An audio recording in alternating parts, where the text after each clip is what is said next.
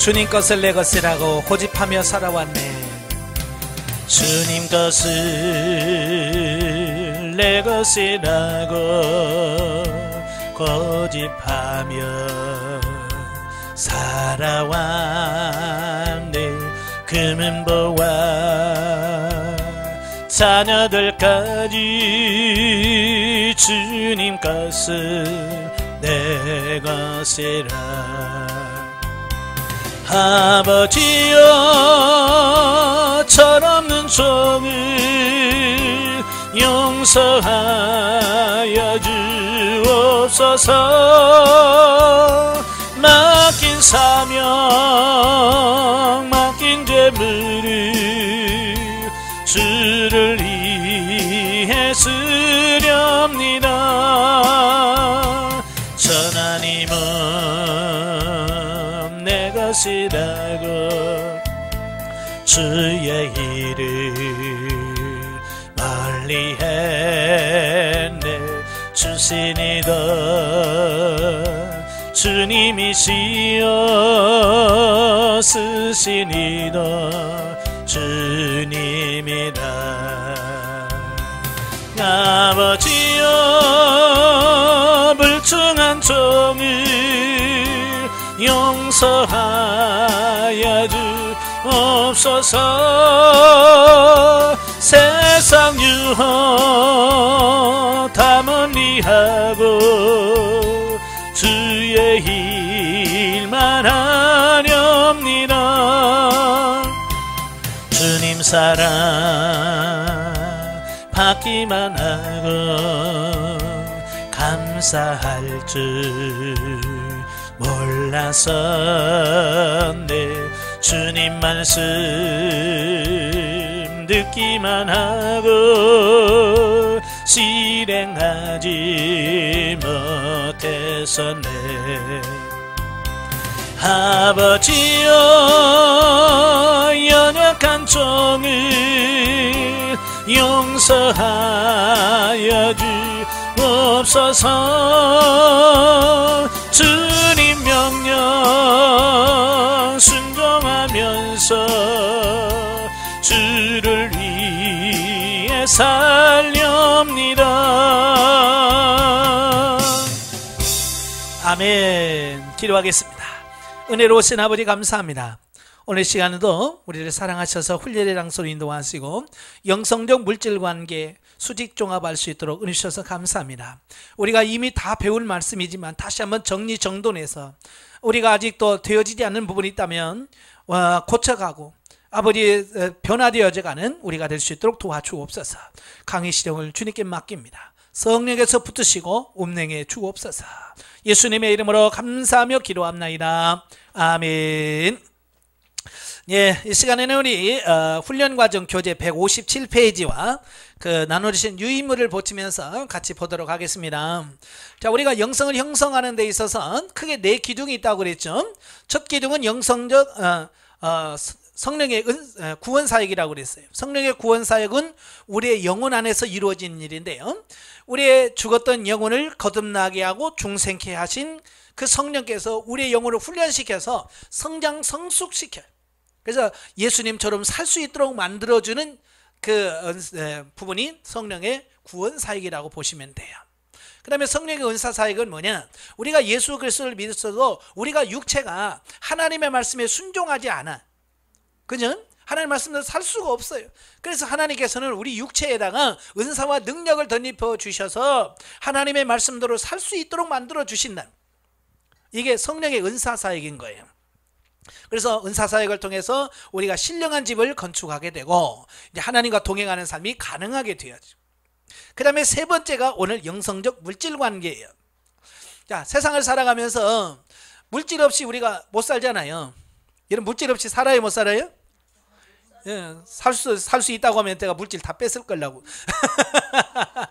예, 물론 없어서 살긴 하겠지만 굉장히 불편할 거예요. 예, 물질이 있어야 우리가 세상에서 누릴 수도 있고요, 할 수 있지. 물질 없으면 못 사는 거예요. 그래서 이 물질, 하나님께서 우리에게 물질을 주셨는데 그 물질을, 하나님께 주신 물질을 우리가 어떻게 쓸 거냐, 어떻게 사용할 거냐라고 하는 부분이 굉장히 중요한 겁니다. 이게 하나님께서 우리에게 물질을 주셨지만 우리가 왜 주셨는지 어떻게 써야 될지를 몰라서 잘못 사용함으로 인하여 하나님 앞에 범죄할 때가 너무 많은 거예요. 그래서 이 물질관계 영성을 제대로 우리가 파악을 해야 우리가 신앙생활을 제대로 할 수 있고요, 하나님 말씀도 제대로 살 수 있다는 얘기예요. 자, 그래서 영성적 물질관계를 한번 보도록 하겠습니다. 아브라함 카이퍼가 영역 주권론에 대한 말씀을 했어요. 영역 주권론에 대한 책을 쓰면서 뭐라고 말씀하냐면 하나님의 주권이 미치지 않은 곳이 없다. 하나님의 주권, 그게 하나님의 모든 것의 주인이란 말이에요. 근데 그 하나님의 주권이 이 물질도 역시 하나님이 주인 된다. 자, 이걸 말씀해 주고 있거든요. 자, 그래서 영성적 물질관계, 자, 첫 단계가 의무와 책임 단계입니다. 자, 의무와 책임 단계 정의를 한번 보십시다. 정의 시작. 하나님께 드리는 각종 헌금이나 이웃에게 하는 구제 행위를 기독교인으로서의 의무와 책임감을 가지고 하는 단계다 그랬어요. 그러니까 네 단계가 있는데 네 단계에서 첫 번째가 의무와 책임 단계인데, 이 단계는요, 하나님께 드리든 이웃에게 심든 뭘 하든지 기독교인으로서 의무와 책임감으로 물질을 쓰는 단계다라고 하는 겁니다. 여러분, 헌금의 가장 기본이 뭐예요? 감사하는 마음이거든요. 하나님께 감사하는 마음이 있어야 그 감사하는 마음의 표현이 헌금이거든요. 그러니까 감사하는 마음이 없어. 그런데도 해야죠. 왜? 의무감 때문에. 그래도 권사인데, 그래도 집사인데, 그래도 목사인데 뭘 좀 하긴 해야지. 그러니까 어때요? 하나님이 원하시는 만큼 드리겠어요? 남 눈치 봐서 얼마 하더라. 그래서 남들이 하는 것만큼 하면서 마치 그 다 하는 것처럼 우리가 생각하는 거예요. 왜? 의무와 책임 단계이기 때문에 그렇다라는 겁니다. 자, 여기서 의무와 책임감의 특징이 뭐냐? 의무와 책임감이 있는 사람의 특징을 보면 크게 세 가지인데요. 첫째, 자기 자신이 재물의 주인이다. 여러분, 물질의 주인이 누구예요? 말로는 하나님이라고 그러죠. 다 그래. 예수 안 믿는 사람도요, 하나님이죠 뭐 다 얘기해요. 근데 문제는 뭐냐, 그 머리만 인식을 하고 있지 실제 삶 속에는 전혀 그게 실행이 안 되는 거예요. 그래서 내가 지금 내가 주인이냐 하나님이 주인이냐라고 하는 것을 알아보는 가장 쉬운 방법이 그거예요. 헌금 낼 때 하나님께 묻고 하냐? 물질을 쓸 때 묻고 하냐? 이거 물어보면 아닌데요. 그러면 내가 주인이야. 그죠? 물질을 쓸 때 내가 허락 없이 그냥 내 마음대로 쓰면 내가 주인이라는 얘기죠. 근데 하나님 이거 쓸까요? 하나님 이거 살까요? 라고 하나님께 묻고 하나님의 허락을 받고 쓰면 이 물질의 주인은 하나님이 되는 거예요. 성장을 해도 머리만 아는 분들이 많아요. 머리로만 물질의 주인은 하나님이다 그러고 실제로 삶 속에서 물질을 쓰는 자기 마음대로 쓰고 싶은 대로 쓰고 사고 싶은 거 다 사고, 그런단 말이에요. 그건 뭐냐, 단계는 생명 단계인데 실제로는 아직도 자기가 주인 돼서 살아간다. 그 얘기를 하고 있는 거예요. 그러니까 이건 상담 안 받아도 돼. 내가 물질의 주인이 누구냐, 이건 상담 받을 필요 없어. 내가 하나님께 묻고 행하냐, 묻고 행하지 않느냐를 딱 보면 내가 아직도 내가 주인이구나. 이건 다 누구나도 다 알 수 있는 부분입니다. 이건 애기들도 다 알아요. 그래서 자신의 생각과 판단에 따라 결정하고 사용하기 때문에 내가 주인이다 라는 겁니다. 자, 묻지 않고 행하면 누가 주인이다? 내가 주인이다. 묻고 행하면 하나님이 주인이다. 이제 이런 뜻이에요. 그래서 우리가 하나님 앞에 다 물어보시면서 물질을 쓰셔야 돼요. 그 다음에 두 번째가 뭐냐, 두려움 때문에 헌금을 한다 그래요. 두려움 때문에 헌금을 해요. 제가 아까 그러죠, 헌금에 제일 중요한 게 감사라고 그랬죠. 감사할 마음이 있어야 헌금인데 이 의무와 책임 단계에 있는 사람들은 감사가 없고 도리어 두려움이 있는 겁니다. 그래서 막 11조 떼먹으면 막 덜덜덜덜 떨려요. 왜? 혹시라도 하나님이 저주 내리면 어떡하지? 그래서 조그만 어른이 있으면 거봐 11조 안에서 그래, 하나님이 11조 안에서 하나님 나 때렸어, 뭐 이런 말을 하신단 말이에요. 그런 것은 뭘 말하냐면 아직도 그 사람은 의무와 책임 단계에 있다, 이런 뜻이에요. 예. 그렇다고 해서 11조 안 내고도 강심장처럼 하나님 나 손 안 대. 뭐 이러고 살아라는 얘기가 절대로 아닙니다. 예. 자, 2단계는 뭐냐? 두려움을 하는. 그래서 하나님께 시험 줄까 봐. 하나님께서 고난 줄까 봐. 하나님께서 내게 저주 잡고 뭐 징계 당할까 봐. 그래서 하는 겁니다. 그러다 보니까 어때요? 억지로 하죠. 예. 그래서 고린도전서 9장 7절에 뭐라고 했어요? 인색함으로 하지 말고 억지로 하지 마라. 이 말은 뭐냐? 감사함으로 해야 돼. 감사함으로. 물질은 감사함으로 써야 된다. 근데 아직 그 단계가 안 되는 거예요. 그 다음에 세 번째가 뭐냐? 헌금을 하고도 사람에게 인정을 받으려고 한다. 그랬어요. 예. 헌금은 누구한테 하는 겁니까? 하나님께 하는 거잖아요. 말로는 하나님께 하는 거예요 라고 말하지만 실제로 헌금을 하면 인정을 받고 싶은 거야. 첫째, 누구한테 인정을 받고 싶을까요? 목사님한테 인정을 받기를 원하는 거야. 아유, 권사님 왜 이렇게 헌금 많이 했어? 아유, 참 믿음이 좋아? 라고 하는 어떤 이런 거 있잖아요. 그러면 신나가지고 알았어요, 다음엔 더 할게요 막 그러면서 이게 뭐냐? 보상 심리가 있어서 그래. 칭찬해주고 알아주면 좋아요. 사실은 저도 옛날에 다 그랬거든요. 저도 옛날에 보면 이렇게 헌금을 내면 목사님들이 옛날에 다 불러줬어요. 감사함도 그 감사함 11조도 다 그렇게 불러줬어요. 근데 내 이름 부를 때 그렇게 좋더라고요. 옛날 여러분도 그런 적이 있었잖아요. 그죠? 그래서 예전에 한꺼번에 헌금을 안 내요. 매주 하나씩 내. 그래야 매주 내 이름 불러주니까. 그래서 첫째 주는 감사헌금, 둘째 주는 11조, 그 다음 셋째 주는 선교헌금, 넷째 주는 건축헌금. 그러면 한 달 내 이름 불러주잖아. 예. 그리고 혹시라도 목사님 실수해서 그 이름 빼면 시험 들어가죠. 목사님이 내 헌금을 잃어버리고 불러주지 않았다고. 이제 그러는 게 뭐냐? 바로 이 음악 책임당에 있는 사람은 누군가가 인정해 주기를 원하고, 예. 자, 어떤 그런 심리가 있기 때문에 이제 그런 거다라고 볼 수 있는 거죠. 예. 성경은 뭐라고 말씀하고 있습니까? 마태복음 6장 3절 4절에 네가 오른손이 하는 것을 왼손이 모르게 해라. 그러면 은밀하게 보시는 하나님께서 다 갚아주시리라. 예. 사람 앞에서 하지 말라는 겁니다. 예. 근데 자꾸 우리는 사람 앞에서 뭔가를 하려고 하잖아요. 예. 그걸 하지 마십시오. 예. 근데 뭐 2단계 된 사람 아무리 하지 말라고 그래도 안 돼. 안 되는 걸 어떻게 해.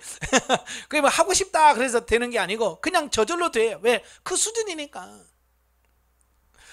그러면 이 음악 책임 단계에 있는 사람들의 훈련을 어떻게 해야 되느냐? 예. 첫째, 물질에 대한 가치관을 근본적으로 바꿔야 된다 그랬어요. 물질의 가치관을 근본적으로 바꿔야 된다. 어떻게 바꾸냐? 내 것이라고 하는 것에서 하나님의 것으로 바꿔야 된다.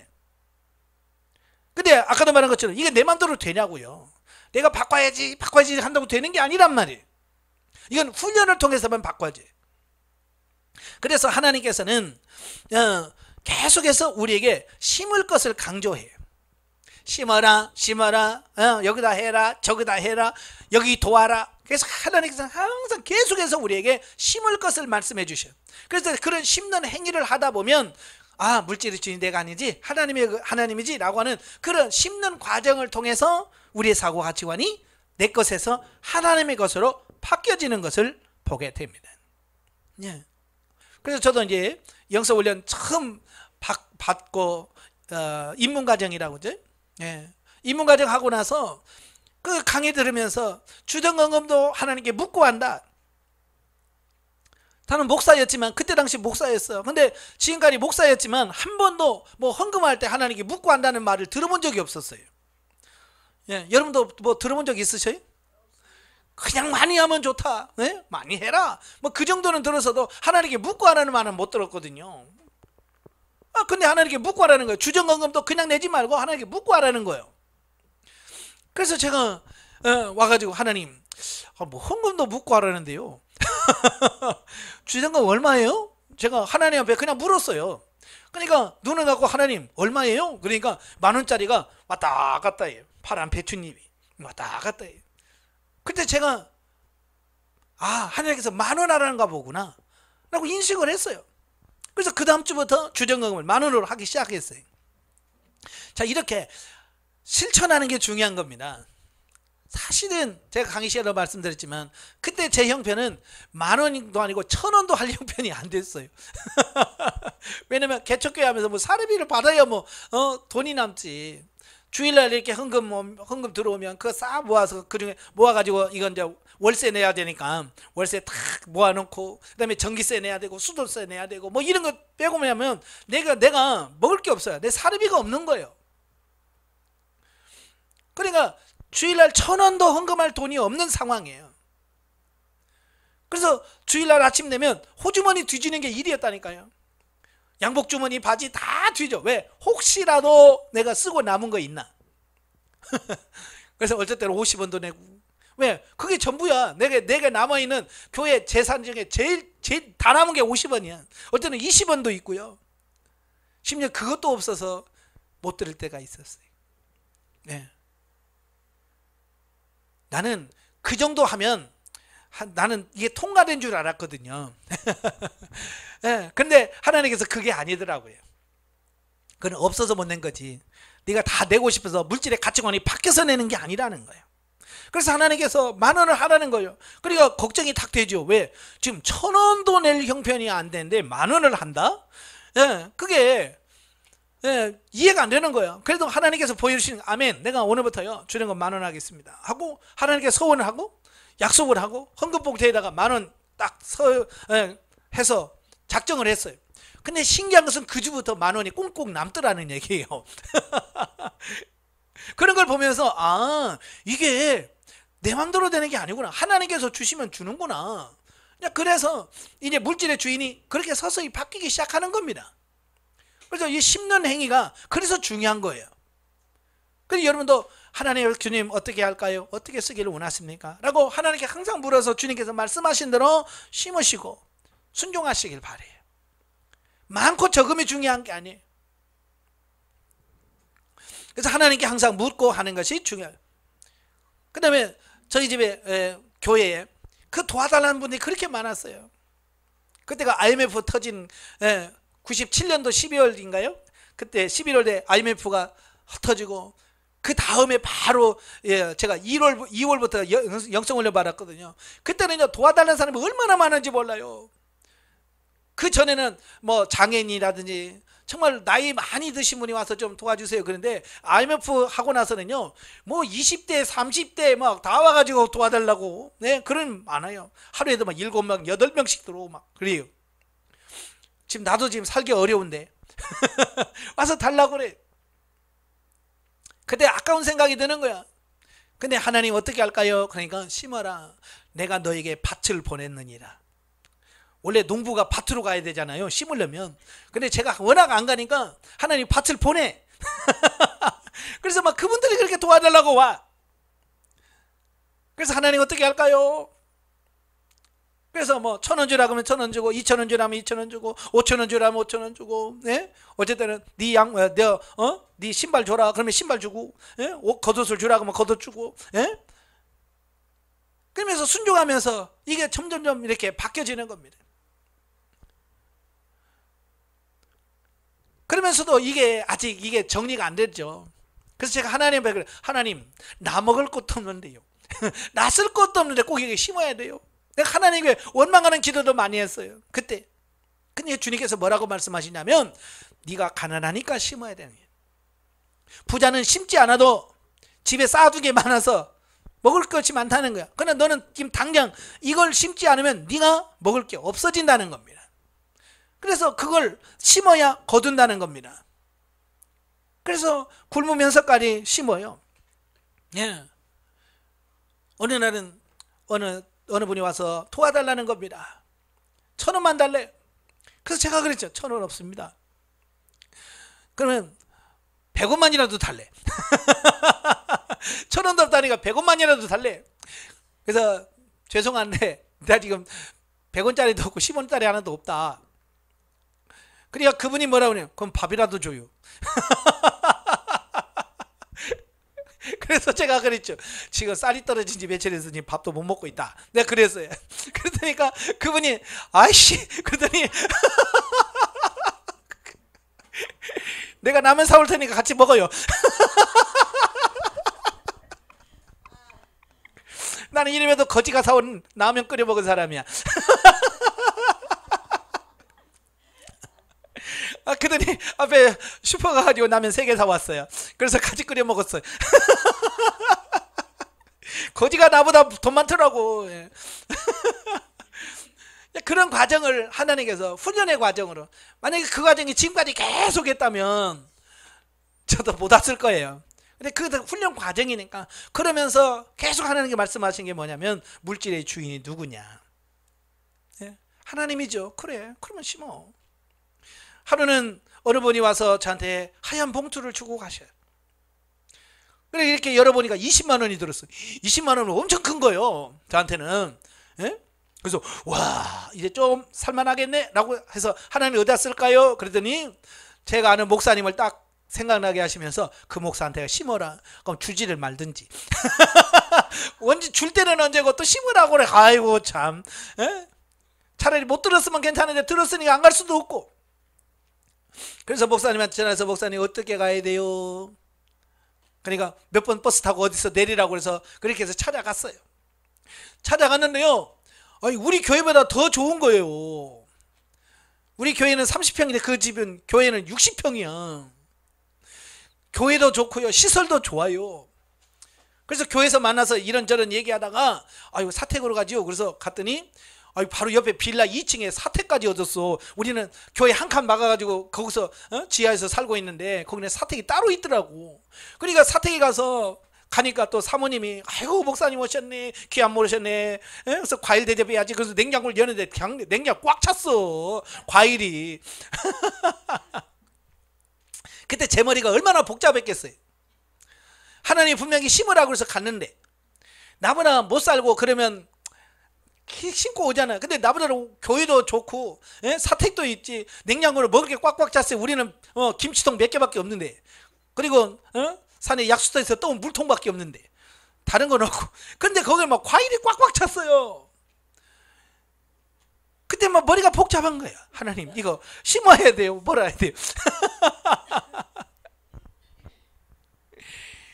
그래서 2시간을 버텼어요. 저도 막 이게 결정을 못 내리는 거야. 이거 줘야 되니 말아야 되니. 그래서 계속 엉뚱한 얘기하면서 막 이런 얘기 저런 얘기하면서 계속 속으로는, 하나님 이거 줘야 돼요, 말아야 돼요, 이거 뭐 해야 돼요? 계속 물어도 뭐 답이 없지 뭐.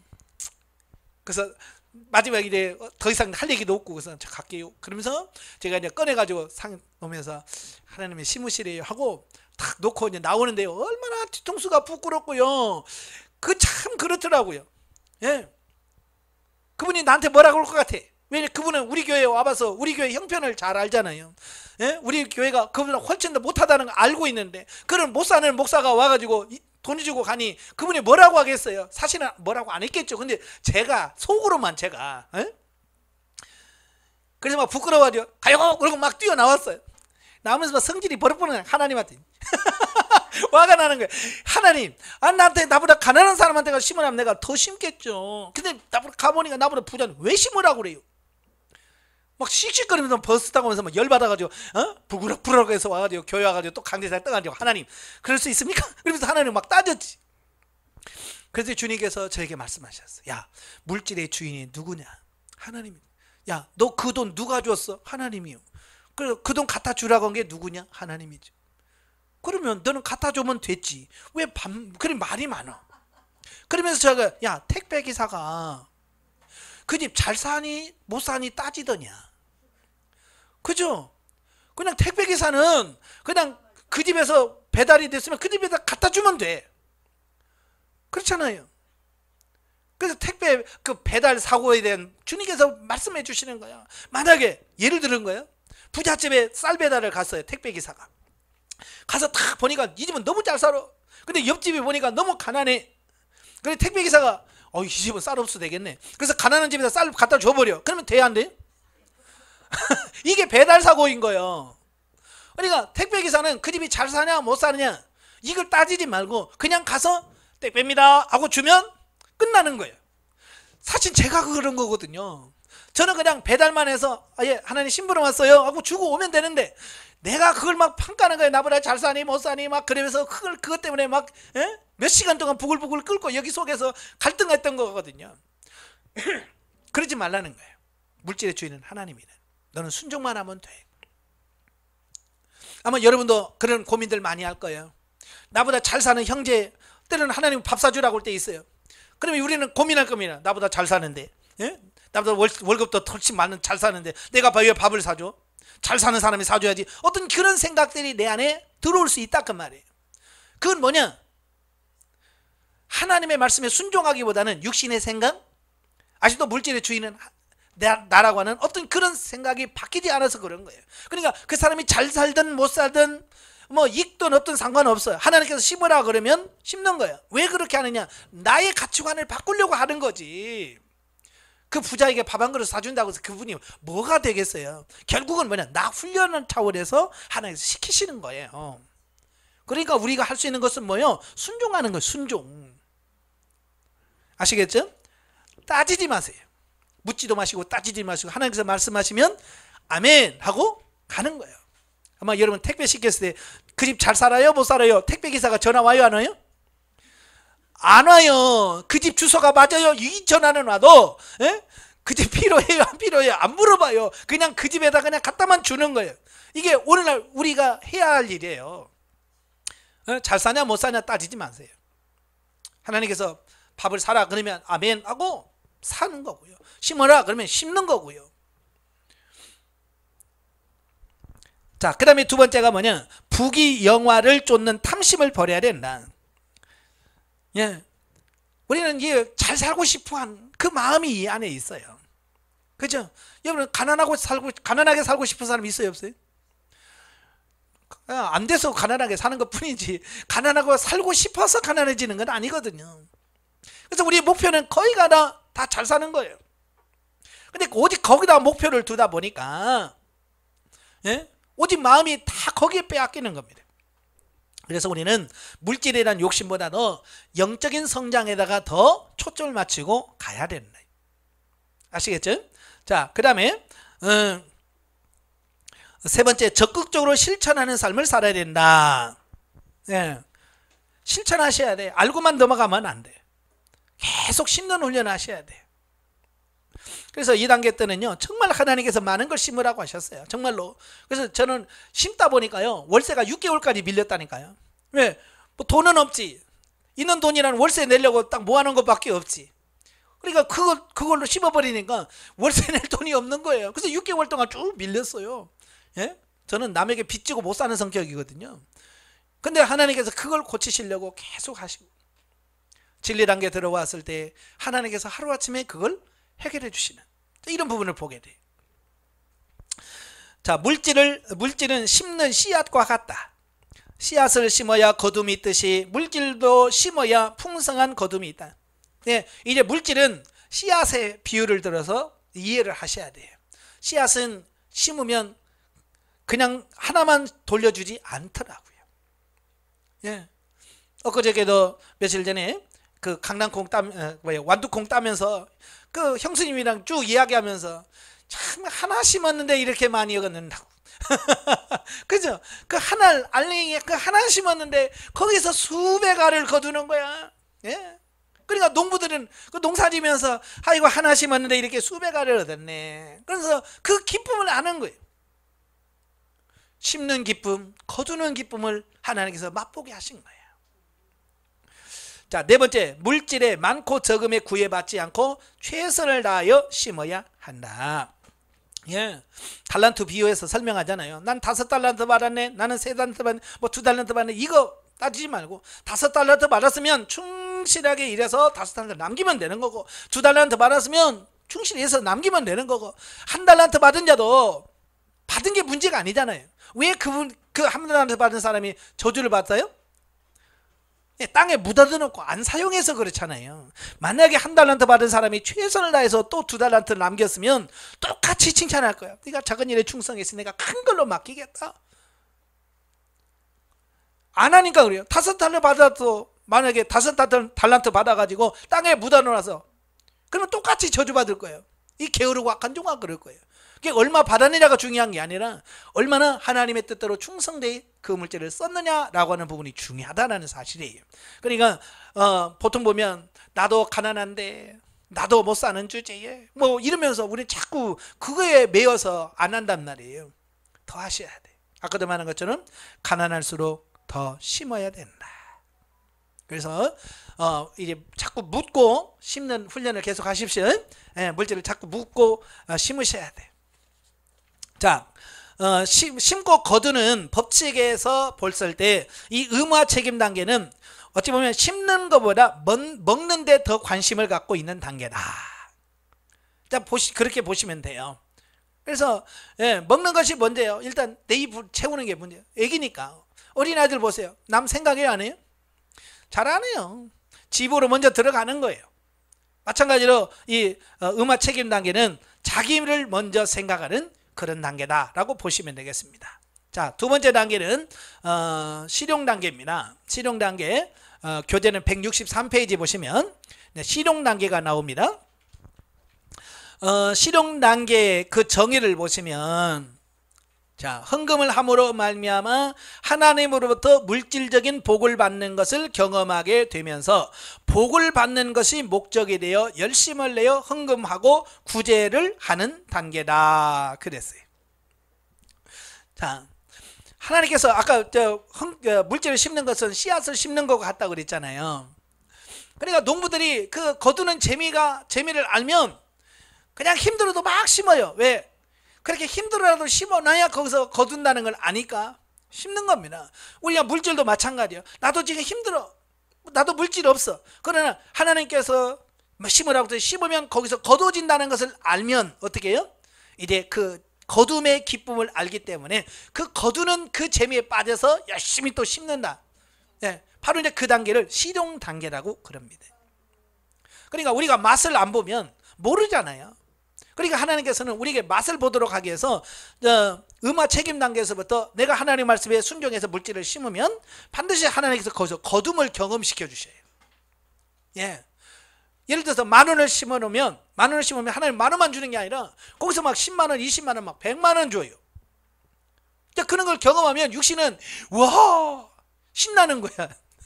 그래서 이제 심으면서 이제 기대가 되는 거지. 1,000원 심으면서 이게 10배면 10,000원, 100배면 10만원 이러면서 계산하면서 그 얻어지는 것을 목적으로 해서 물질을 심게 되는 단계가 와요. 바로 그 단계가 바로 실용 단계다라는 겁니다. 예.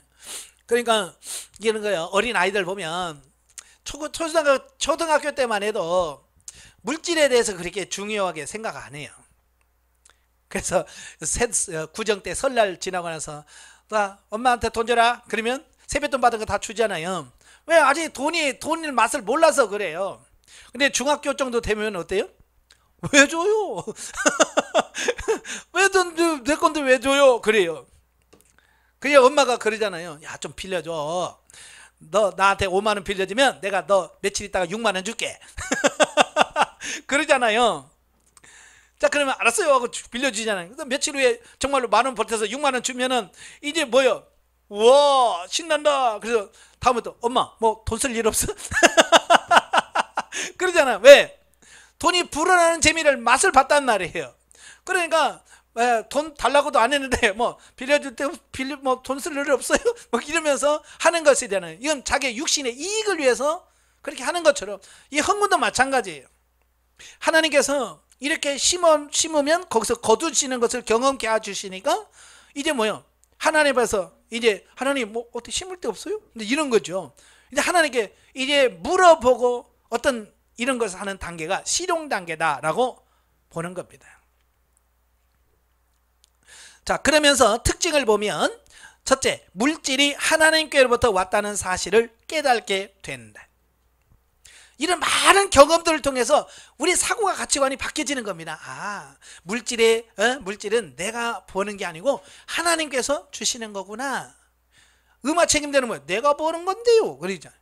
보통 그러잖아요. 아니 내가 직장 가서 아침부터 새벽까지 저녁까지 쎄빠지게 일해서 번 돈인데 왜 이게 하나님의 것이야? 라고 생각한단 말이에요. 그러니까 물질의 주인은 자기니까 자기가 일해서 벌었다라고 생각하는 겁니다. 근데 신명기 8장에서 뭐라고 말씀하냐면 내가 재물 얻을 능력을 주었다라고 해요.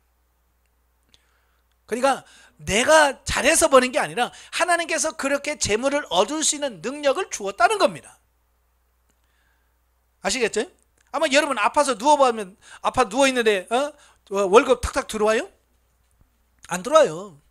자, 그런 걸 보면서 이건 하나님께서 내 건강도 주셔야 되고 하나님께서 이렇게 지켜주셔야 내가 돈도 벌 수 있는 거구나. 내 몸이 아프면 이렇게 돈을 아무리 벌고 싶어도 못 버는구나. 이게 인식이 되어지는 것처럼 이제 이 실용 단계에서 심고 거두는 것을 하다 보니까 이건 하나님이 주시는 거구나. 내가 하는 게 아니고. 자, 이런 가치관으로 바뀌어진다 그 말입니다. 그 다음에 두 번째로 육신적이기는 하지만 기쁜 마음으로 드린다. 심고 거두는 복을 경험되어지면서 육신의 감정이 고조되어 하나님께 드리고자 하는 열정이 생긴다. 예, 육신이 흥분하는 겁니다. 저도 해보니까 그렇더라고요. 어느 날 제가 모임에 있어서 가는데 하나님께서 그러는 거예요. 내 수중에 얼마 있느냐 물어보는 거예요. 그래서 제 수중에 2만 원밖에 없습니다. 그 2만 원은 뭐냐? 주일날 10,000원 헌금하고 10,000원은 식대하는 거예요. 그러니까 내 수중에 2만 원이 있는데 10,000원은 주일 헌금할 거고 10,000원은 주일날 성도들 오면 이제 밥을 해야 되잖아요. 그래서 반찬 사야 되니까 10,000원 반찬 그 2만 원밖에 없는 거예요. 금요일 날인데. 그래서 그거 가지고 가라 그러시는 거예요. 예, 알았습니다. 그래서 그걸 가지고 갔어요. 기도 모임 끝나고 나서 어느 목사님한테 그걸 주라는 겁니다. 나는 지금 우리 집에 전 재산이 2만 원밖에 없고, 예? 그거 주면 주일 헌금 없어지지? 그다음에 주일날 식대 반찬값도 없어지지? 그러니까 나는 갈등하잖아요. 예? 아무리 하나님이 채워준다고 그래도 아직 이게 안 되니까, 예? 그래서 막 갈등하다가 모르겠다 하자. 그리고 끝나고 나서 목사님한테 살짝 줬어요. 그러니까 그분이 우는 거야. 2만 원이 뭐 얼마나 크다고 울어. 전에 제가 간증했잖아요. 그분은 경기도 이천에 사시는 분이에요. 이천에 사시는 분인데 모임이 안양에 있었어요. 저는 그때 인천에서 목회를 하고 있었고, 그 경기도 이천에서 안양에 오는데 차비가 5,000원이더래요. 버스비가 5,000원. 근데 그 목사님이 아침에 갈 때 호주머니 다 뒤지니까 5,000원밖에 없는 거예요. 그러니까 여기 올 차비는 되는데 집으로 돌아갈 차비가 없는 거죠. 그러니까 그 목사님이 하나님 어떻게 해요? 갈까요? 차비가 없는데요. 그러니까 가라, 내가 준비해놨다 그러시더래. 그래서 올차비만 가지고 온 거예요.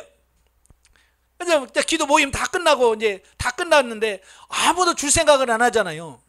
이제 기도회 끝나고 이제 축도 끝나면 이제 다 뿔뿔이 흩어져야 되는데 아무도 줄 사람이 없어. 근데 제가 하나님의 음성을 듣고 그분에게 성경책을 이렇게 딱 덮는데 거기다 2만 원을 딱 넣어줬거든요. 그러니까 그분이 그 2만 원이 커서 우는 게 아니에요. 하나님이 그렇게 기가 막히게 역사하신다는 그것 때문에 눈물을 흘렸던 거예요. 그래서 끝나고 나오는데 내가 그냥 부끄러워서 그냥 막 뛰어오는데 그분 목사님 막 뒤에서 부르는 거야. 고문사님 하면서. 그래서 할 수 없이 왜요? 그랬더니 그 얘기를 다 해주는 거예요. 얼마나 마음이 뿌듯한지. 만약에 내가 순종하지 않았으면 그 목사님은 하나님 거짓말쟁이잖아요. 이렇게 될 뻔했잖아요. 그죠? 준다고 하는데 왜 안 줘요? 이러면 하나님도 난처하고 참 그럴 텐데 그게 딱 되니까 하나님의 역사가 그대로 이루어진 거잖아요. 전철에 오면서 정말 순종하길 너무 잘했다. 근데 한쪽으로는 걱정이 돼요. 왜? 이제 주일날은 어떡하지? 왜냐면 아직 내가 이렇게 성장하지 못한 단계니까. 그래서 금요일 와가지고 교회에서 이제 강대상에 앉아서 하나님 돈도 없네요 하고 있는데 누가 똑똑똑똑 교회 문을 두드려. 그래서 열어보니까 노예 목사님이 하얀 봉투 하나하고 쌀 20kg짜리 한 풀에 들고 오는 겁니다. 그러면서 그 목사님이 이야기하는 거예요. 그때가 IMF가 한참 심화돼서 막 교회 재정이 막 30% 40% 떨어지고 그럴 때예요. 수입이. 그러니까 있는 목사님들이 좀 큰 교회 목사님들이 모여가지고 이런저런 얘기하다가 야, 우리같이 큰 교회도 이렇게 IMF 때문에 힘든데 작은 교회는 얼마나 힘들까. 목사님들 이야기하다가 그 얘기가 나왔대요. 그러니까 우리 말 나온 김에 우리 한번 실천하자. 그래서 있는 돈 다 내놓자. 그래서 목사님들이 현자리 있는 걸 다 내놓으니까 100만 원인가 되더래. 예. 그러니까 좀 있는 목사님들이니까 큰 교회. 그리고 모아지는 게 100만 원이 되더래. 그러니까 그분들이 야 그러면 누구 교회 도울까? 예. 그래서 4교회를 선택했어. 4교회. 그래서 쌀 20kg짜리 한 포대, 그다음에 현금 20만 원 해가지고 딱 해가지고 저희 교회가 해당이 돼가지고 저희 교회가 딱 갖고 오는 거예요. 기가 막히잖아요. 그게 하나님께서 그냥 바로 며칠 지났으면 그것도 잊어버릴 거야. 근데 그냥 바로 그날 아침에 말씀 듣고 가서 오후에 심고 4시에 심고 5시에 집에 돌아왔는데 한 6시쯤 그러니까 이거 뭐요? 이거 막 너무 선명하잖아요. 소름이 쫙 끼칠 만큼. 야 정말 하나님 정말 칼 같다. 막 이런 게 느껴지잖아요. 그러니까 안 할 수가 없죠. 저는 2만 원 싣고 20만 원 받죠. 쌀 푸대 받았죠. 그러니까 10배를 받은 거예요. 10배를 11배, 한 12배 정도 받은 거죠. 하나님은 콩 한 쪽 심었다고 야 하나 심었냐 나도 하나 줄게. 하나님 그런 분이 아니에요. 하나 심었냐 내가 500알 줄게. 예? 그러시는 하나님이셔요. 그런 거 경험을 하니까 그 다음부터는 어디를 가든지 하나님께서 너 가지고 와라 그러면 탈탈 터는 건 일이야. 그냥 예 알았습니다. 이거 뭐 따지지도 않아. 묻지도 따지지도 않아. 그냥 아멘하고 순종하면 그 다음에 하나님께서 필요에 따라서 또 주시고. 자, 이런 것이 일상생활화 돼버리는 거예요. 그러다 보니까 뭐가 생기냐? 3절에 3번에 물질 중심의 신앙적 가치관이 형성되더라 라는 겁니다. 이렇게 자꾸 하다 보니까 이제 물질에 얻어지는 것이 마치 그게 믿음인 것냐, 그런 가치관이 형성돼 버리는 거예요. 예. 그래서 물질이 있으면 이런 신앙적 가치관이 형성이 돼요. 그래서 믿음의 근거를 눈에 보이고 만져지는 물질에 두고 있기 때문에 물질적인 것이 충족되면 자신이 신앙생활을 잘하고 있다고 착각하고 현재 신앙생활이 안주하는 어떤 이런 부분이 생기는 거예요. 그러니까 이렇게 하나님께서 막 채워주니까 아 내가 대단한 믿음이 역시 잘했나 봐, 내가 잘하고 있나 봐 라고 하는 어떤 그런 생활 속에 젖어버려요. 안주하더라 그 말이에요. 그래서 하나님께서 그게 오래가지 않게 하시고, 예? 잠깐만 이렇게 하시고 또 어렵게 하시고 또 채워주시고 이런 과정들을 계속 하게 하시는, 경험하게 하시는 겁니다. 그 다음에 4번째는 실용적으로 이익이 될 것 같으면 심고 그렇지 않으면 심지 않는다. 그 이유는 실용 단계에서 물질의 복을 허락하시는 이유는 심고 거두는 훈련을 통해서 우리의 물질관이 진리 단계로 성장시키기 위한 과정임을 모르기 때문이다. 그러니까 하나님의 의도가 뭐냐보다는 내가 다시 이익을 얻을 거냐 못 얻을 거냐 여기다 초점 맞추는 거예요. 그러니까 예를 들어서 이런 거예요. 밥을 살 때 내가 이걸 사면 저 사람이 나를 사줄까? 이런 거지. 그래서 사줄 것 같으면 심고 사주고, 아무래도 못 사줄 것 같은데 그러면 에이 건너뛰고 이런 게 되는 거예요. 그러니까 이익이 목적이 돼서 그걸 내게 이익이 줄 것 같으면 하고, 그 사람이 줄지 않을 것 같으면 안 하고 그런데요. 신기한 것은 뭐냐면 하나님께서 내가 그 사람에게 심었다고 해서 그 사람이 나한테 주는 게 아니더라고요. 신기한 거예요. 예를 들어서 교회 다니는 김지사에게 줬다고 김지사가 나중에 나에게 뻥튀기해서 주는 게 아니에요. 신기한 게 뭐냐면 길 가다가 거린들이 있잖아요. 거린들에게 1,000원을 주고 오면 엉뚱하게 다른 사람에게서 와. 참 신기해요. 이게 하나님의 방법은 이게요. 우리 생각을 초월하는 우리. 아까도 말한 것처럼 안양에서 경기도 이천 목사님한테 심었는데 들어오기는 어디서 심어? 인천의 목사님한테 들어오는 거예요. 자, 이렇게 들어오는 게 다르는 거예요. 그걸 통해서 뭘 깨닫느냐면 내가 원하는 대로 물질을 쓰는 게 아니구나. 내가 원하는 데서 물질이 들어오는 게 아니구나. 이게 철저하게 하나님의 역사 안에서 이게 비롯되어진다. 그걸 깨닫게 되어지는 거예요. 아시겠죠? 예. 그래서 이걸 따지지 말란 말이에요. 그 사람이 잘 사냐 못 사냐, 나를 더 잘해줄 거냐 말 거냐, 이걸 따지지 말라는 거고요. 그 다음에 훈련, 2단계에서 훈련은 뭐냐? 성령님께 어떻게 행할 것을 묻고 심고 거두는 훈련을 반복적으로 해야 된다. 예, 훈련이라고 하는 것은 한 번 했다고 해서 훈련이 아니에요. 그냥 한 번 한 것은 경험? 그러나 훈련은 뭐냐? 반복해서 하는 겁니다. 반복해서. 심고 하나님 어떻게 할까요? 그래서 심고 가는 이런 것을 반복적으로 했을 때 그게 훈련이 되어지고 그 훈련을 통해서 이제 그게 내 체질이 바뀌어요. 그래서 이제는 자유롭게 물질을 쓸 수 있는 체질로 우리를 바꿔져 가게 하시는 이런 부분을 보게 됩니다. 그래서 반복적으로 하는 게 중요합니다. 이 한 번만 하지 마시고. 그 다음에 두 번째로 육신의 감정을 따라 구제 헌금하는 것을 근절해야 된다. 예, 그러니까 기분 좋다고 하고 기분 나쁘다고 안 하고 하는 그런 걸 배제하셔야 돼요. 정말 하나님의 진리, 하나님의 말씀대로 하셔야 돼요. 사도행전 5장에 보면 아나니아와 삽비라가 나와요. 예, 바나바가 그 자기 밭을 팔아서 사도들 앞에 두니까 많은 사람들이 막 칭찬하는 거야. 와, 믿음 좋네 막 그러면서 칭찬하니까 이 아나니아 삽비라도 아이고 나도 저런 칭찬 받고 싶다 그러는 거지. 그래서 우리도 칭찬 받읍시다. 그래서 저기 있는 밭대기 팔아가지고 우리가 다 줍시다. 근데 막상 팔았어. 팔고 보니까 그럼 우리 뭐 먹고 사나? 그치? 그래서 야 우리 다 내지 말고 일부를 떼자. 여러분 일부 떼는 게 문제가 아니에요. 성경에서 왜 일부를 뗐냐가 중요한 게 아니에요. 뭘 말해요?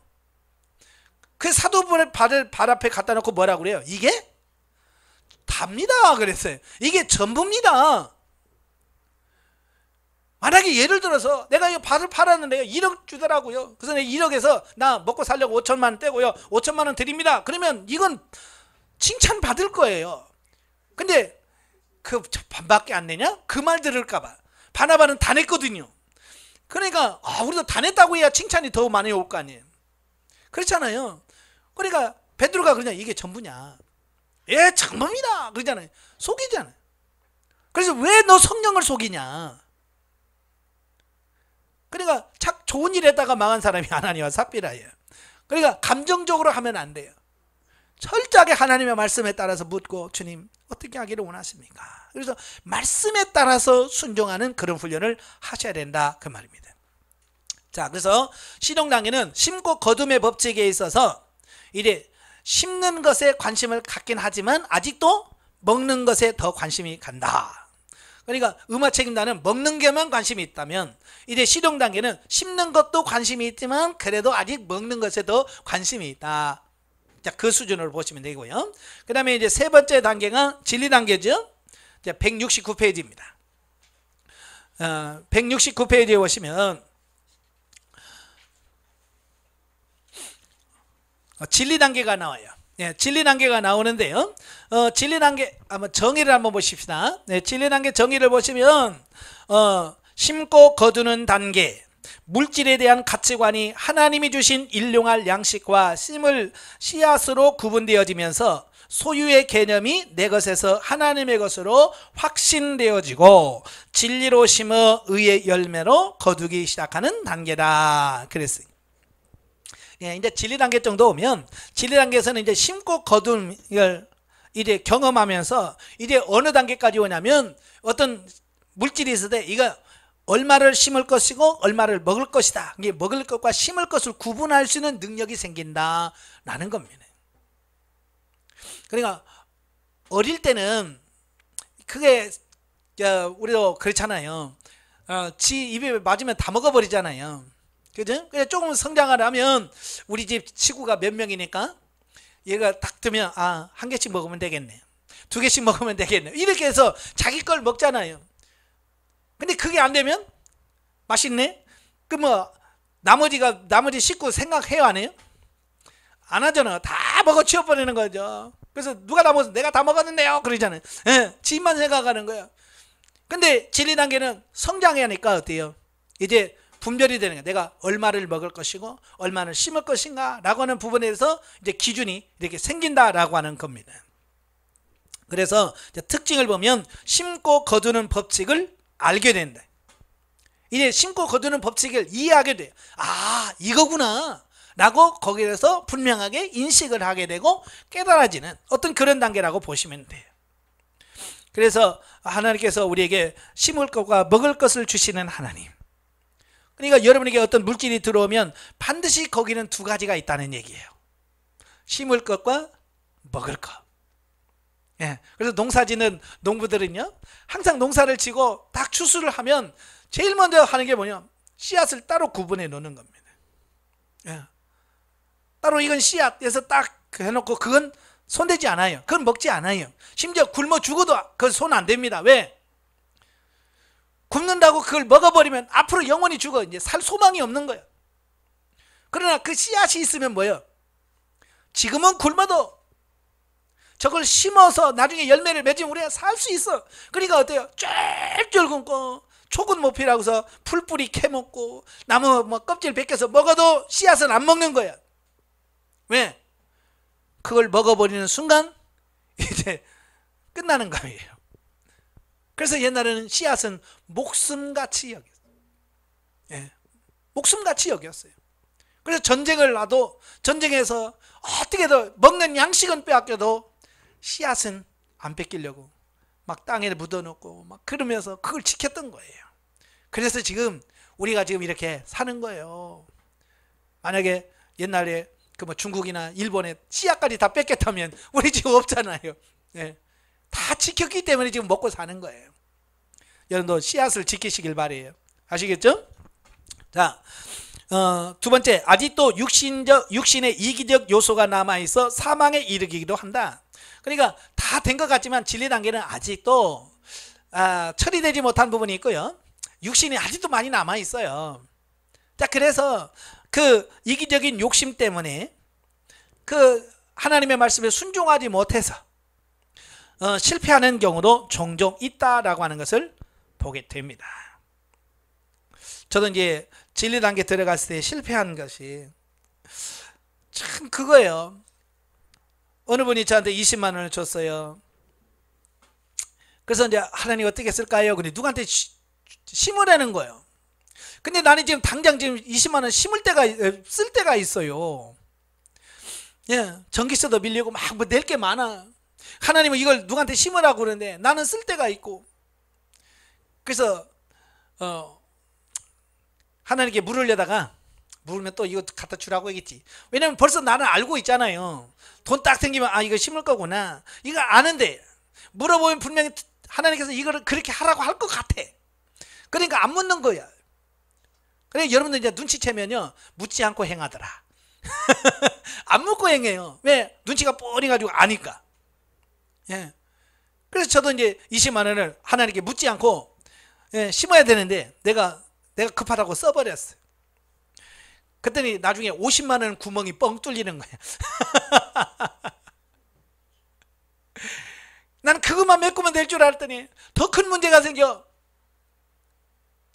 하나님께서는 그럴 걸 미리 다 하신 거예요. 그래서 너 여기다 심어. 그러면 내가 나중에 열매를 거서 그거 다 해결할 수 있는 길을 줄게. 그런데 그게 하나님이 안 보이니까 당장 눈앞에 쓸게 요것만 쓰니까 그냥 하나님 묻지 않고 요것만 쓰면 해결되겠지라고 했는데 그것만 해결되는 게 아니라 그 뒤에 엄청난 더 큰 구멍이 생겨. 그러니까 이게 안 되는 거야. 왜? 여기서 심었으면 더 많이 거두어서 요것도 해결되고 나도 먹을 게 남아있을 텐데 안 심어 놓으니까 구멍이 뻥 뚫려가지고요. 정말 그거 채우느라고 엄청나게 힘들었습니다. 이렇게 성장했다고 하지만 이기적인 욕심, 자, 이런 것 때문에 순종하지 못할 때가 있더라 그 말이에요. 그래서 그걸 얼마나 내 속에서 처리하느냐, 이것이 중요한 숙제라고 할 수 있습니다. 자, 그 다음에 세 번째가 뭐냐, 비로소 진리로 심어 의의 열매로 거두는 역사가 나타난다.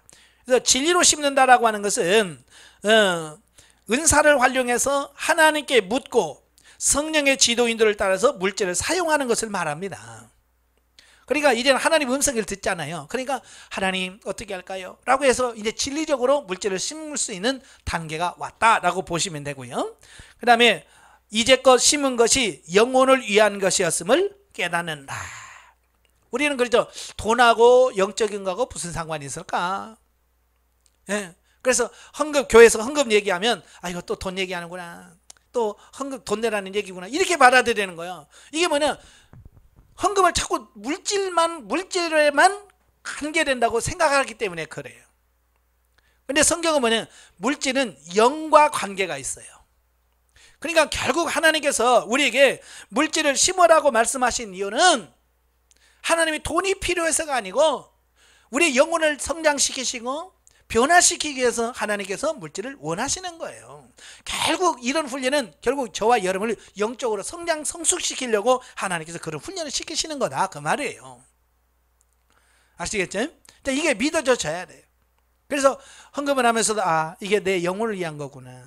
물질을 심으면서도 이건 영혼을 위한 거구나. 이걸 인식이 돼야 돼. 자, 그 다음에 네 번째, 고난이 축복인 것을 깨닫게 된다. 예. 그 이전까지만 해도 고난은 고난이고 복은 복이다. 근데 이제는 고난이 축복이라는 사실이 인식이 되어지고 믿어져지더라, 그 말이에요. 예. 시편 119편 69절 71절에 보면 고난당하는 시대에게 유익이라. 분명히 유익이라고 분명히 말씀해 주고 있습니다. 그리고 욥기서 42장 5절 6절에 보면 하나님께서 욥이 그 고난을 경험하고 나서 뭐라고 그래요? 내가 지금까지 귀로만 들어 쌌더니 이제는 하나님 눈으로 배움나이다 그러잖아요. 자, 이런 것을 하나님께서 우리의 영혼을 위해서 그와 같은 훈련을 하신 거예요. 통과하고 나서 하나님께서 욥에게 복을 주시되 갑절의 복을 주셨다. 예, 갑절의 복을 주셨다. 그러니까 고난은 힘들었지만 그 고난이 결국 욥을 욥되게 만들어 하나님의 복을 받을 수 있는 길을 열어주신 거예요.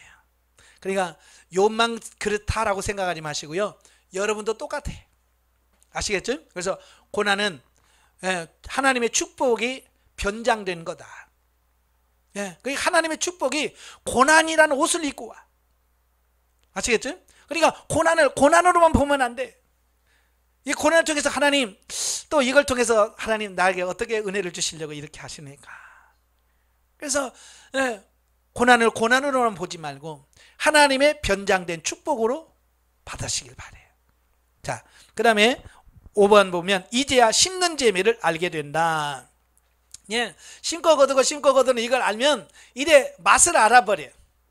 예, 맛을 알아서 이제 자연스럽게 성령의 지도인들 많아서 물질을 쓰고 하는 그런 삶이 가능해지는 이런 부분을 보게 됩니다. 자, 그래서 이 진리 단계에서 훈련은 네 가지인데요. 첫째, 진리로 심는 훈련을 해라. 아까 설명드린 진리로 심는다는 것은 뭘 말했어요? 은사를 활용해서 성령께 묻고 성령께서 말씀하신 대로 물질을 쓰는 거, 이걸 진리로 심는다, 물질을 진리로 사용한다 라고 볼 수 있습니다. 그래서 늘 하나님, 이걸 어떻게 할까요? 그렇게 하나님께 물으시고 그 하나님의 그 대답에 그대로 순종하는 그런 삶이 되셔야 돼요. 그래야 진리 단계가 되어집니다. 그 다음에 두 번째로, 물질을 주시는 하나님의 의도를 알기를 힘써라. 예, 하나님께서 우리에게 물질을 주실 때는 그냥 의미 없이 주는 게 없어요. 다 의미가 있어요. 어떻게 써라, 어떻게 사용하길 원해서 하나님께서 물질을 주시는 겁니다. 자, 예를 들어서 이런 거예요. 여러분도 부모님이 다 되셔서 이제 자식들에게 돈을 줄 때, 예를 들어서 집을 팔아서 자식들에게 줘요. 그냥 주겠어요? 의도가 있잖아요. 무슨 의도겠어요? 뭐 잘 살으라는 의도도 있지만 나중에 너 나 늙었을 때 잘 봐줘라. 그잖아요. 부모가 자식들에게 돈 팔아서 막 주는 이유는 뭐예요? 내가 늙었을 때 네가 나 책임져. 그런 의도가 있잖아요. 효자들은 그 의도를 알아. 그래서 부모님을 잘 섬겨요. 근데 불효자들은 그걸 잊어버려. 나중에 뭐라고 그래? 뭐 얼마나 줬다고 그까이 거 주고 말이야. 그러면서 그런다고. 왜? 부모가 그걸 팔아준 의도를 몰라서 그래. 우리가 하나님도 마찬가지예요. 하나님도 우리에게 물질을 주실 때는 그 물질을 통해서 어떻게 하길 원하시는 의도가 있단 말이에요. 그래서 그 의도를 정확하게 인식을 해서 그 하나님의 의도에 맞게끔 우리가 순종하고 사라지는 것, 이게 중요한 거거든요. 우리가 물질을 주시면서 이거 가지고 너 선교해라 라고 물질을 주신단 말이에요. 사업하시는 분들에게 하나님이 물질의 복을 주셔요. 근데 이 사업하시는 분들이 그 하나님의 의도, 선교하라고 주신 이 의도를 정확하게 알고 쓰는 사람이 별로 없어요. 예. 그래서 열심히 돈 벌어서 좀 돈 좀 벌면 어때요? 예. 좋은 집 사고, 좋은 차 사고, 그 다음에 골프채 사고. 자, 그 다음부터는 어때요? 주일날도 일부 예배 드리고 오후에 골프 치러 가고.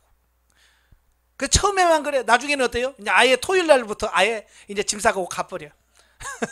그래서 주일날도 안 와. 이제 일부 예배도 안 드려. 그래, 하나님께서 물질을 주신 그걸 잊어버려서 그렇잖아요. 그럼 여러분에게 왜 안 줄까요? 그렇게 뻔할 뻔짜에 하나님 벌써 너 돈 주면 너 주일날 골프 치러 갈 거지? 그래서 안 주시는 거예요. 그래서 우리가 욕심내지 말고 그냥 있는 거 안에서 감사하시고, 네? 쓸데없이 하나님 창고에 쌓을 것이 없도록 부어주세요. 아, 창고에 쌓을 것이 없 부어주면 어떡할 건데? 그러잖아요. 네? 지금이 제일 좋아요. 네, 그냥 있는 거에서 감사하시고, 네, 감사하시고 사세요. 너무 욕심 부리지 마세요. 세 번째, 이기적인 요소를 철저히 물리쳐라. 예, 이기적인 요소라고 하는 것은 다시 육신의 욕망을 따라 갈 수 있다는 거예요. 예, 생명 단계 가도 이 육신은 여전히 존재합니다. 예, 우리 육신이 있기 때문에 육신은 반드시 언제든지 돌아갈 수 있는 가능성을 항상 가지고 있어요. 그렇기 때문에 정신 차려야 돼요. 정신 못 차리면 어느 사이에 내가 육신 안에 가서 육신대로 살고 있어요. 그래서 정신 바짝 차리셔야 돼요. 그 다음에 네 번째, 반복적으로 훈련하라. 아까도 말한 것처럼 한두 번 했다고 해서 나 훈련 다 끝났어가 아니에요. 반복적으로 해서 내 가치관이 완전히 바꿔져야 되고, 이제 그것이 생활화되고 습관화되어서 정말로 나의 삶 속에 자연스럽게 그 일들이 나타나도록 하셔야 된다, 그 말입니다. 자, 마지막으로 생명단계입니다. 177페이지. 자, 생명단계입니다.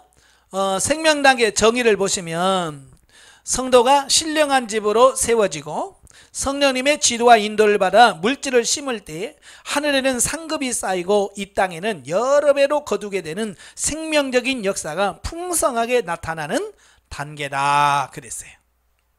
이제 신령한 집으로 지어졌다라고 하는 말은 이래 내가 신령한 집이 건축이 하나님 말씀대로 사는 그 단계가 왔다는 거고요. 이래 하나님과 내가 부부로서 살아가는 삶을 말해요. 하나님은 나의 남편이고 나는 그리스도의 신부로서 이제 부부로서 이걸 살아가는 단계를 생명 단계다라고 말씀드릴 수 있습니다. 자, 부부 싸움 중에서 아마 제일 많이 싸우는 거 뭐 때문에 싸워요? 성격 때문에 있지만 돈 때문에 많이 그러잖아요. 왜 해프겠어? 왜 그렇게 돈을 써? 이제 이런 거 가지고 돈을 이제 많이 부부간에 싸움이 일어나요. 예, 여러분은 안 그러시죠? 예. 자, 주로 이제 돈을 어디다 썼냐? 자, 그럴 때, 그러면 돈 갖고 돈 갖고 싸우지 않는 방법이 뭘까? 돈 갖고 안 싸울 수 있는 방법이 뭐예요? 묻고 쓰면 돼. 서로 상대방에게, 이거 살까? 이거 쓸까? 이거 뭐 얼마나 하면 될까? 이게 서로가 물으면서, 그러잖아요. 물으면 서로 이제 의견을 합치해서 사면 갈등이 없어, 돈 가지고. 근데 문제는 뭐냐? 남편 몰래 그렇게 숨겨가지고 뭐라를 산다든지 이렇게 자꾸 한단 말이에요. 그러면 남편이 보면 분명히 돈은 자기한테 묻지 않고 썼단 말이에요. 그러니까 이거 어디서 난 거야? 부터 시작해서.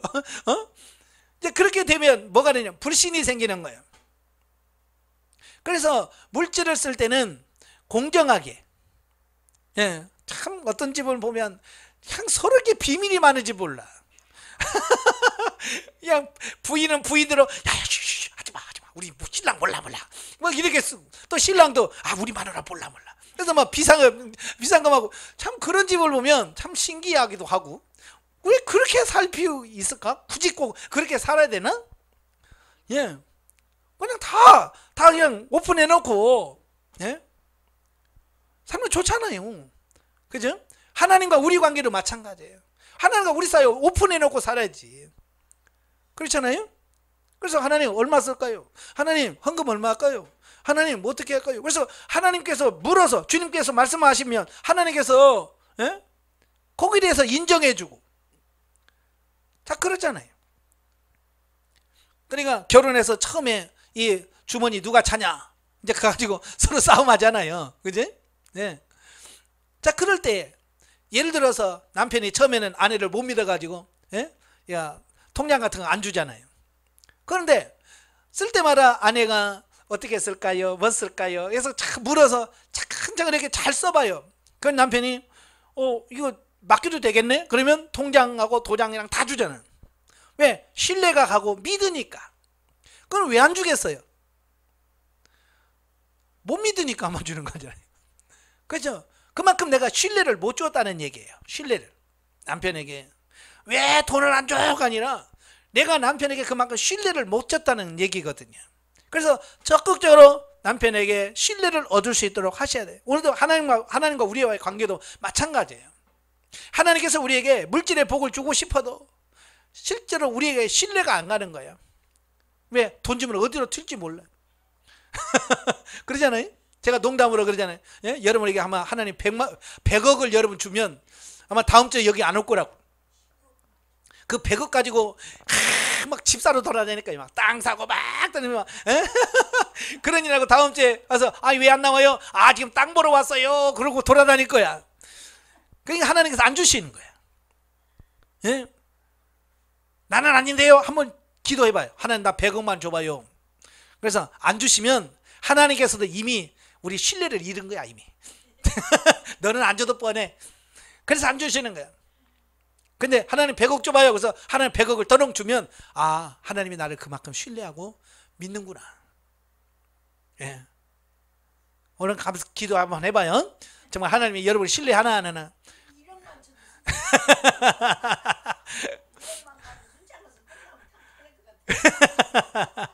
자, 그래서 안 주시는 거예요. 하나님은 이미 다 우리의 속을 다 알아. 네, 그래서 왜 아내가 이거 달라고 해도 안 주시는 이유가 다 있다니까요. 예. 자, 그래서 이제 신령한 집은 부부로서 하나님과 우리가 사는 단계예요.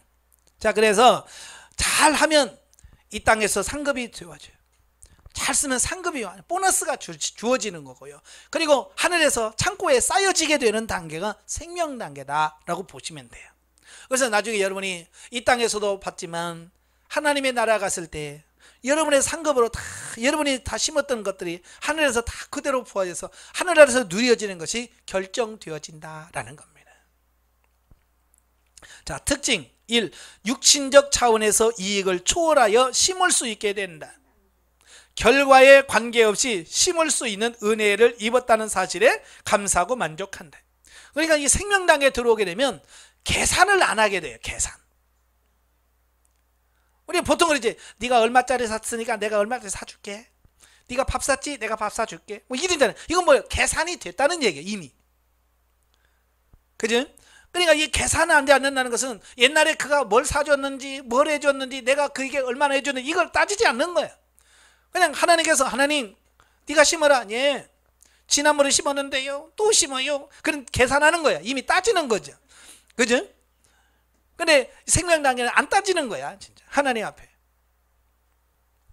그리고 이익을 초월하는 겁니다. 이걸 해서 내가 어떤 이익을 챙길 것인가. 나한테 유익이 있나 없나 이걸 안 따지고 그저 하나님께서 하라시면 하나님 말씀에 그냥 의지해서 순종하는 거. 자, 이게 생명 단계라고 할 수 있어요. 그 다음에 두 번째가 청지기 의식이 확고해진다 그랬어요. 청지기는 관리하는 자란 말이에요. 관리하는 자. 내 거라고 하는 것이 아니라 나는 단지 그냥 맡아서 관리하는 사람이야 라는 그 의식이 생기는 겁니다. 아까도 잠깐 설명드렸죠. 택배기사가 이건 내 거야 라고 생각하면 이걸 빼돌리죠. 가끔 보면 택배기사가 빼돌리는 경우가 있습니다. 왜? 자기 거라고 생각하는 일부분이 있습니다. 그래서 어떤 택배기사는 자기가 배달해놓고 사진 찍어서 보냈습니다 하고 나중에 와서 그걸 또 가져가는 택배기사가 있어요. 가끔 나와요. 빼돌리는 사람이 있어요. 바로 그게 뭐냐? 자기가 청직이라는 인식이 없기 때문에 그래요. 내 거라고 했더니 저거 어떻게 내가 가서 저걸 뺏어와야지. 어떤 이런 생각이 있기 때문에 그런 짓을 하는 거잖아요. 자, 우리도 하나님 앞에 마찬가지예요. 나는 그냥 그런 거 안 따지고 나는 그냥 청지기로서 그냥 하나님께서 여기다 심어라, 네. 이 집 갖다 주라, 네. 누구한테 심어라, 네. 하고 나는 그냥 단지 배달만 하면 되지 거기에서 뭘 따질 필요가 없다는 얘기예요. 이게 청지기 의식이 확고해야 된다. 아시겠죠? 예, 그 다음에 말씀이 실제가 되는 것을 경험한다. 기록된 모든 하나님의 말씀이 나에게 적용되니 말씀의 실제를 누리게 된다. 자, 물질만큼 하나님의 역사를 확실하게 경험하고 체험할 수 있는 게 없습니다. 왜냐하면 물질은 사실은 눈앞에서 왔다 갔다 하잖아요. 현찰이. 그죠? 너 얼마나 심어라 그러면 내 앞에서 그냥 예를 들어 10만 원 심어라 그러면 10만 원이 나가고, 또 하나님께서 주실 때 들어올 때 100만 원 들어오고 눈으로 확실하게 알 수 있잖아요. 이게 하나님의 역사를요 정말로 육체가 명확하게 알고 깨달을 수 있는 게 뭐냐? 물질이에요. 그래서 물질 문제가 통과되어야 다른 것도 영적인 문제, 은사적인 문제, 대인 문제 이게 다 풀려지는 거예요. 근데 물질 문제가 안 풀리니까 이게 다른 것도 안 되는 거예요. 왜? 하나님의 역사하심이 안 보이니까. 저도 그래요. 저도 이제 영혼의 성령의 구원사역, 성령의 은사사역, 대인관계에 있었지만요, 이 물질 관계만큼 명확하게 하나님의 뜻을 이해하고 깨달아지는 게 없었어요. 다른 건 하나님께 물어도 대답이 없는데요, 이 물질 문제만큼만 하나님께 물으면 즉각적으로 대답이 오시. 어디 가야 돼요? 말 없어. 근데 누구한테 심을까요? 그러면 즉각 와. 그래서 내가 하나님도 돈 좋아하시네요. 내가 그랬어요. 하도 그래서. 근데 하나님이 돈 좋아해서가 아니라 우리가 피부로 확 깨닫고 알 수 있는 방법이 돈이에요. 가장 민감한 거예요. 그죠? 가장 민감한 부분이에요. 그래서 이 민감한 부분만 통과하면 다른 부분도 되는 거예요. 근데 이게 통과 못하니까 대인관계도 안 되지, 성령의 구원사도 안 되지, 다 안 되고 있는 겁니다. 그래서 이 부분을 통과하시는 여러분 되시기를 바랍니다. 아시겠죠? 예. 그 다음에 네 번째, 모든 것이 생명으로 바뀐다. 육신으로 행하는 것은 모두가 사망이나 영으로 행한 모든 것은 생명이 된다. 그래서 예, 이래 우리도 보면 그래요. 전에도 제가 강의 시간에 말씀드렸지만, 자, 결혼하기 전에, 그래 여성이 있는데 시집 가기 전에는 친정집이 자기 집이라고 그래요. 그죠? 예, 친정집이 자기 집이야. 그래서 월급 받아가지고 해가 돈 모아가지고 친정집에다가 막 살림살이를 해주는 겁니다. 예? 그래서 TV도 해주고 냉장고도 막 해줍니다. 예, 그런데 시집을 가면 친정집에서 가져가려고 그러지 갖다 주려고 안 해. 왜 그래요? 그렇죠. 친정집에 해놓은 건 내 거가 안 돼. 그렇잖아요. 친정집에다 해놓은 건 내 거가 안 돼. 자기 집에다 사다 놔야 내 거라는 걸 아는 거예요. 바로 이런 거예요. 어떻게 해야 이게 생명이 되는지를 알아. 그래서 이 땅에 쌓아놔봐야 다 죽고 썩는다는 걸 아는 거예요. 예를 들어서 이런 거야. 여러분이 열심히 돈 벌어가지고 집을 딱 사가지고 집 앞에다가 문패를 딱 들어 건대양 내거 내 집 이렇게 딱 해놓고 그 집 내 거야 하고 살아봐요. 그러다가 어느 날 꼴까닥 하고 죽었어요. 그러면 내가 죽을 때 그 집 싸갖고 가지요? 집사님 갖고 가요?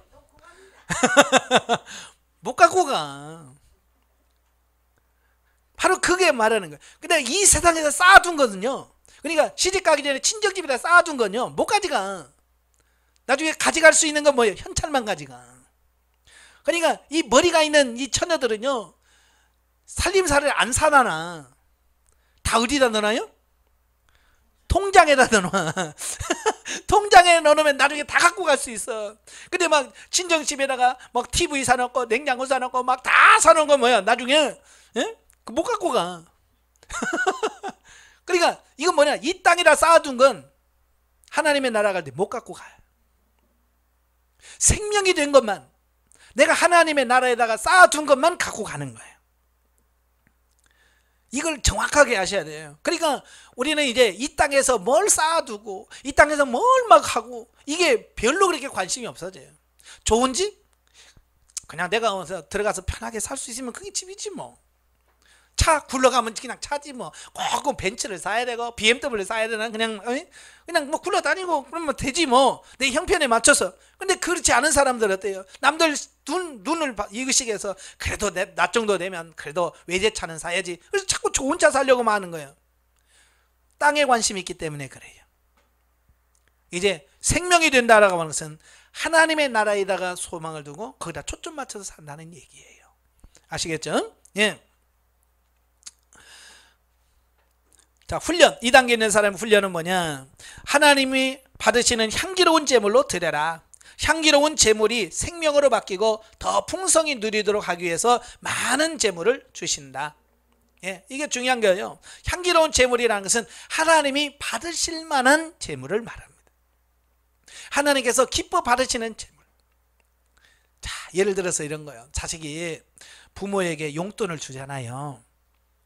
용돈을 주면서 나를 길러주셔서 고맙습니다.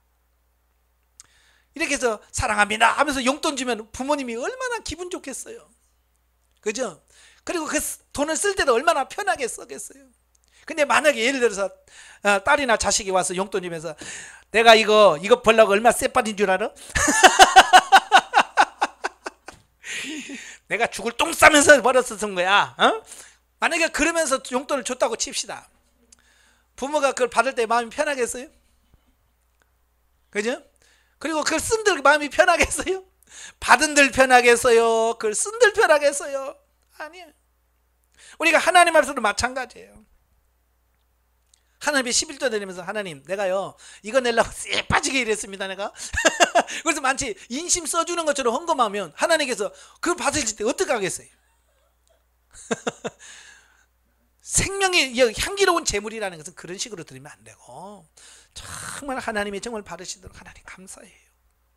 하나님이 저를 지켜주셔서 내가 이렇게 돈을 벌게 하셨고요. 하나님이 이만큼 주셔서 감사해요 라고 해서 정말 감사하는 마음으로 막 드렸을 때 얼마나 하나님께서 기뻐 받으시는 예물이 된다 그 말이에요. 아시겠죠? 예. 그 다음에 두 번째 생명 단계는 정상적인 그리스도인으로서 물질을 사용할 수 있는 것을 의미한다. 하나님께서 내게 주신 물질을 가지고 영적인 재미를 마음껏 누리며 하나님이 원하시는 뜻대로 사용해야 된다. 예, 물질 관계 생명 단계에 와야 이제 겨우 뭐야? 이제 제대로 물질을 쓸 수 있는 그 단계가 왔다 그 얘기예요. 세 번째, 하나님께 하는 것만큼 이웃에게도 심어야 한다. 이제 많은 분들이 이제 여기를 놓치는 경우가 많아요. 하나님께만 하면 다 된다고 생각하는데 그렇지 않아요. 하나님 예수님께서 뭐라고 그랬어요? 율법에서 가르치는 것은 너는 마음을 다하고 뜻을 다하고 성품을 다하여 힘을 다하여 하나님을 사랑하고 내 이웃을 내 몸같이 사랑해라 그랬어요. 이 둘이 첫째 되는 계명이요 둘째 되는 계명이요 이게 성경의 전체의 핵심이면서 선지자의 강령이니라. 선지자들의 설교의 핵심이 이거다. 그렇게 말씀해 주고 있어요. 근데 우리가 하나님께는 해요. 근데 이웃에게 안 한단 말이에요. 그러니까 예를 들어서 여러분이 교회에다가 헌금 하나님 앞에 헌금을 10만 원 했으면 이웃을 위해서 10만 원을 심어야 돼요. 교회에다 100만 원 했으면 이웃에게도 100만 원을 심어야 돼요. 자, 이렇게 해서 하나님과 이웃에게 같이 심는 부분이 같아야 돼요. 아시겠죠? 그래야 정말로 하나님이 원하시는 물질을 제대로 이해하고 바르게 쓸 수 있는 사람이 된다 그 말이에요. 그래서 한쪽으로만 치우치지 말고 조화를 이룰 수 있는 여러분 되시길 바라요. 자, 이렇게 해서 영성적 물질 관계, 의무와 책임 단계, 실용 단계, 진리 단계, 생명 단계를 우리가 쭉 한번 살펴봤어요. 이걸 잘 정리하시길 바라요. 그래서 이 부분을 이렇게 쭉 놓고 보시면 내가 지금 어느 단계는 돼 있구나, 어느 단계는 아직 이게 안 됐구나, 이게 알아질 거예요. 그래서 안 되는 부분이 있으면 하나님, 나는 지금 단계는 생명 단계인데 나는 이 부분만큼은 아직도 의무와 책임 단계에 머물고 있네요. 주님, 이 부분도 생명 단계로 성장시켜 주세요 라고 해서 안 되는 부분을 자꾸 점검해서 생명 단계로 끌어올라가는 작업을 하시라고 이걸 하시는 겁니다. 예. 뭐 다 알고 있는 걸 뭐 또 굳이 하냐라고 하는데 그게 아니라, 예? 이렇게 잘 보시면 나는 뭐는 아직 안 된다, 나는 묻는 게 아직도 안 되네, 그러면 아직도 그 부분을 묻고 행하는 의무와 책임 단계에 머물러 있는 거예요. 나는 아직도 헌금도 내 마음대로 안 해. 나는 아직도 그 부분에서는 의무화 책임 단계에 있다는 얘기예요. 상담할 때는 이미 생명 단계라고 말하는데 실제는 나는 아직 의무화 책임 단계에 머물고 있는 그 부분을 보게 되는 거예요. 그래서 하나님, 나는 아직도 의무화 책임되는 이거, 하나님 나도 빨리 이 단계가 세종 단계가 되고 진리가 되고 생명 단계가 되게 해주세요라고 그 부분을 하나님께 기도하면서 빨리빨리 통과하셔야 돼요. 아시겠죠? 그래서 이렇게 전체적인 그림을 쫙 그려주는 이유가 그런 거예요. 그렇지 않으면 그냥 아유 나 생명 단계야, 나 다 돼서 그리고 그냥 다 된 줄로 알고 착각하며 살다가 나중에 안 되는 부분 나오면, 예? 하나님 봤을 때 난 너를 도무지 모른다. 그럼 어떡할 거예요? 이걸 잘 정리하시길 바랍니다. 네, 기도하겠습니다. 하나님 아버지, 영성적 물질 관계를 다시 한번 정리해 봤습니다. 우리가 세상에 살면서 물질 없이는 정말로 살 수 없습니다. 그래서 하나님께서 우리에게 물질을 공급해 주시고 공급해 주신 하나님의 뜻대로 물질을 쓰기를 원하신 줄로 믿습니다. 이 훈련을 잘 통과해서 정말 하나님이 원하시는 대로 물질을 써 진리 생명이 되어지는 역사가 있도록 도와주시옵소서. 아직 사라지지 않는 부분이 있다면 그 부분들을 하나님 하나씩 정리하게 하시고 고쳐서 사라지는 단계까지 가는 우리가 되어지게 하옵소서. 예수님의 이름으로 감사하며 기도합나이다. 아멘. 하나님께 드립니다.